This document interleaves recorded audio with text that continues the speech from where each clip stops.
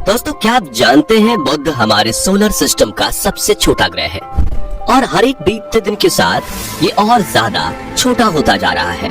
और क्या आपको पता है, जुपिटर यानी बृहस्पति आकार में इतना बड़ा है कि इसके अंदर हमारे सौर मंडल के बाकी सभी ग्रह 2 बार समा सकते हैं। हमें यकीन है आपको ये बातें पहले से पता नहीं होंगी। इसका कारण ये है कि पूरे सौर मंडल में सिर्फ पृथ्वी ही हमारा ग्रह है और हम बस इसी के बारे में जानते हैं। लेकिन क्या आपने कभी सोचा है कि सौर मंडल के बाकी ग्रहों की जमीन, वहाँ का वायुमंडल, हवा, पानी और तापमान कैसा है और इन अलग अलग ग्रहों से हमारा सूर्य कैसा दिखाई देता है? आज हम आपको सौर मंडल के सभी ग्रहों की एक ऐसी सैर कराने वाले हैं जिसके बाद आप इन्हें कभी भूल नहीं पाएंगे। साथ ही हम आपको एक एक ग्रह के रियल तस्वीरें और फुटेज भी दिखाएंगे ताकि आप इनका असली रूप देख सके। इसलिए वीडियो को अंत तक जरूर देखिएगा। दोस्तों, हमारे सौर मंडल में कुल 8 ग्रह हैं जिनके नाम mercury, Budh, Venus, Shukra, Earth, Prithvi, Mars, Mangal, Jupiter, Brihaspati, Saturn, Shani, Uranus, Arun और नेपच्यून यानी वरुण है। चलिए अब एक एक करके इन सभी प्लैनेट्स की सैर पर चलते हैं। सबसे पहले बात करते हैं मरकरी की, तो सभी ग्रहों में सूर्य के सबसे ज्यादा नजदीक है।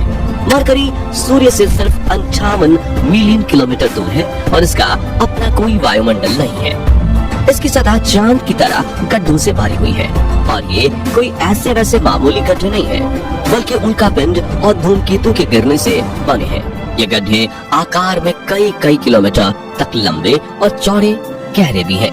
मरकरी पर खोजे गए सबसे बड़े गड्ढे का व्यास करीब 1500 किलोमीटर है।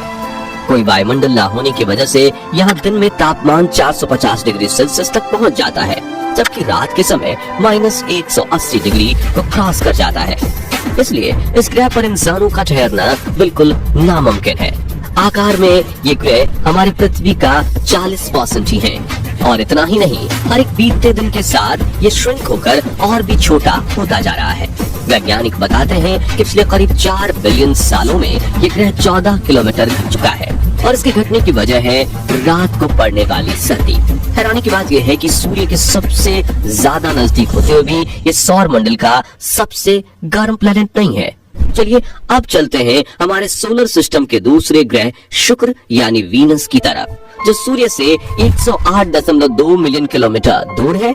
वीनस हमारे सौर मंडल के उन 2 अनोखे ग्रहों में से एक है जो अपने अक्ष पर उल्टा यानी पूरब से पश्चिम की ओर घूमते हैं। ये हमारे सौर मंडल का सबसे गर्म ग्रह है और इसका वायुमंडल सल्फ्यूरिक एसिड के बादलों से बनी कई किलोमीटर मोटी परतों से ढका रहता है। इसके वायुमंडल में मुख्य रूप से कार्बन डाइऑक्साइड मौजूद है, जिसकी वजह से ग्रीन हाउस गैस बनता है और सूर्य की गर्मी वायुमंडल में कैद होकर रह जाती है। यही वजह है कि इस ग्रह का तापमान 464 डिग्री सेल्सियस को टच कर जाता है। वीनस ग्रह पर कई सारे सक्रिय ज्वालामुखी मौजूद हैं और इसकी सतह भी बड़ी चट्टानों और ज्वालामुखी से निकले लावा से मिलकर बनी है। यहाँ का वायुमंडलीय दबाव पृथ्वी की तुलना में 90% ज्यादा है।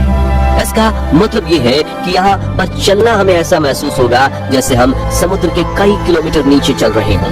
यही वजह है कि इस ग्रह पर भेजा गया कोई भी मिशन या स्पेसक्राफ्ट ज्यादा समय तक सरवाइव नहीं कर पाता। साथ ही वीनस के बाद बारी आती है हमारी पृथ्वी की, जो सौर मंडल का अकेला ऐसा ग्रह है जिस पर जीवन संभव है।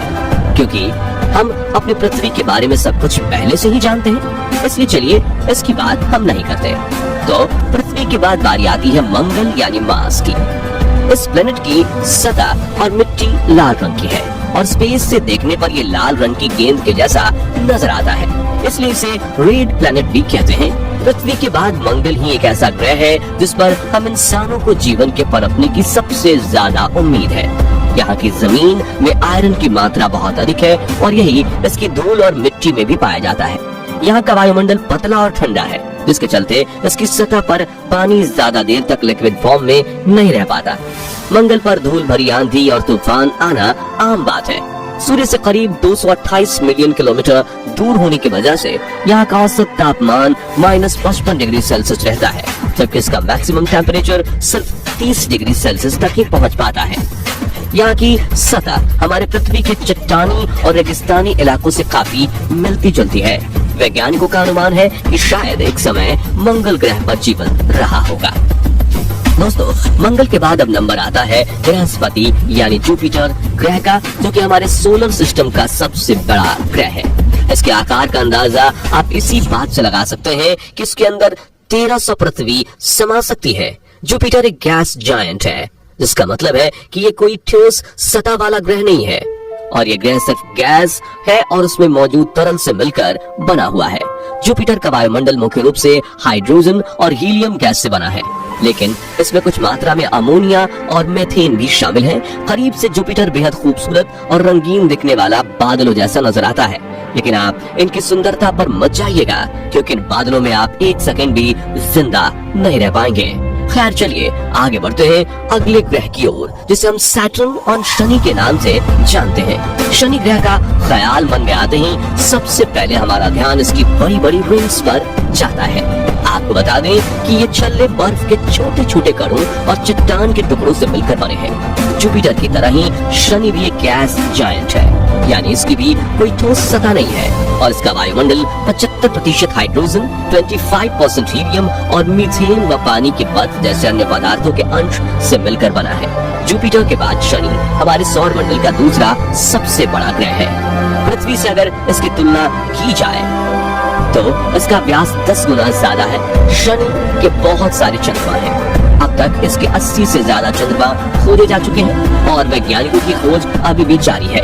कैसिनी नाम के एक अंतरिक्ष यान ने शनि और इसके चंद्रमा का अध्ययन करने में 13 साल से ज्यादा का समय बिताया है। यही वो मिशन है जिसने शनि और इसके छल्ले से जुड़े रहस्यों को पहली बार उजागर किया था। हमारे सौर मंडल में सैटर्न के बाद बारी आती है यूरेनस ग्रह की, जिसे हम अरुण कहकर बुलाते हैं।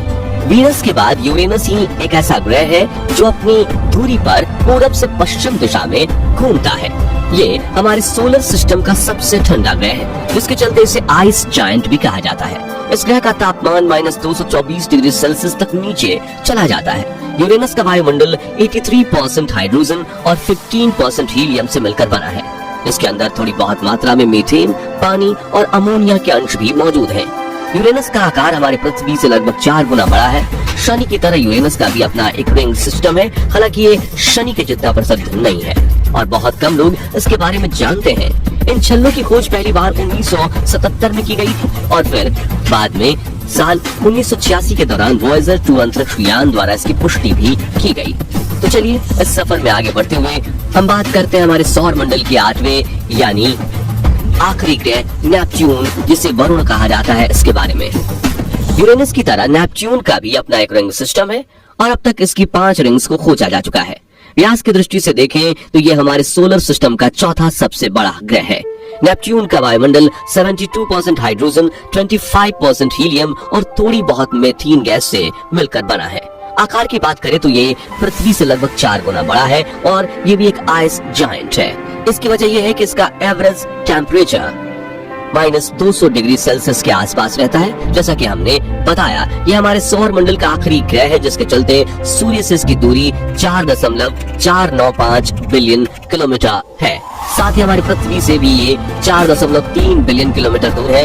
यही वजह है कि वॉयेजर 2 एकमात्र ऐसा मिशन है जो आज तक इस ग्रह पर भेजा गया है। तो दोस्तों, आज के इस वीडियो में बस इतना ही। वीडियो अच्छी लगी हो तो इसे लाइक और शेयर जरूर करें। साथ ही ऐसी कमाल के इन्फॉर्मेटिव वीडियोस देखने के लिए चैनल को सब्सक्राइब और फेसबुक पेज को फॉलो जरूर कर लीजिएगा। वीडियो अंत तक देखने के लिए धन्यवाद।